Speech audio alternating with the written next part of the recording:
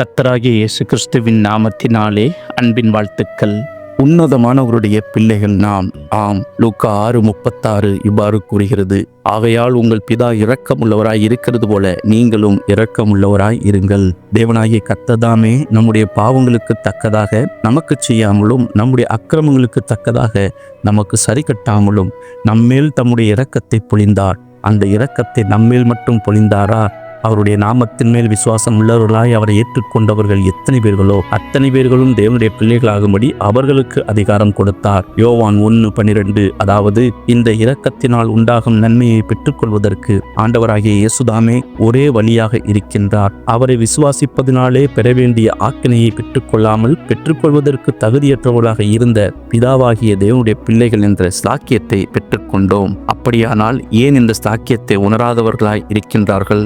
ஒளியானது உலகத்திலே வந்திருந்தும் மனுஷருடைய கிரியைகள் பொல்லாதவர்களாய் இருக்கிறபடினால் அவர்கள் ஒளியை பார்க்கிலும் இருளை விரும்புகிறதே அந்த ஆக்கினை தீர்ப்புக்கு காரணமாயிருக்கிறது. இவர்கள் ஆவியிலே எளிமையற்றவர்கள், அதாவது தங்கள் ஆவிக்குரிய வறுமையை உணராமல் வாழ்கின்றவர்கள். தங்கள் பாவங்களுக்காக துயரப்படாதபடிக்கு மன கடினம் உள்ளவர்களானார்கள். சத்திய வழியை காண்பிக்கும் தீபத்தை கண்டும் நாம் முற்காலத்திலே வாழ்ந்த வாழ்க்கையை இவர்கள் வாஞ்சித்து நாடுவதால் தங்கள் சொந்த பலத்திலே வாழ்ந்து விடுவோம் என்ற அகந்தையுள்ளவர்களாக இருக்கின்றார்கள். சுயநீதியே இவர்களுடைய நீதி.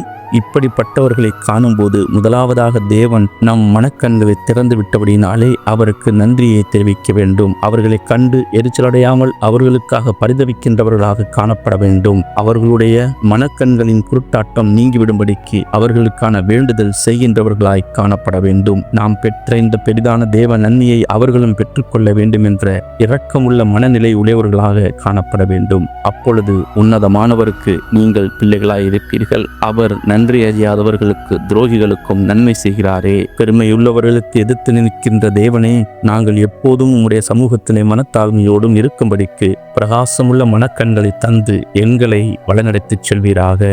கர்த்தராகிய இயேசு கிறிஸ்துவே உங்களை ஆசீர்வதிப்பாராக. கர்த்தர் நாமம் மகிமைப்படுவதாக. ஆமேன்.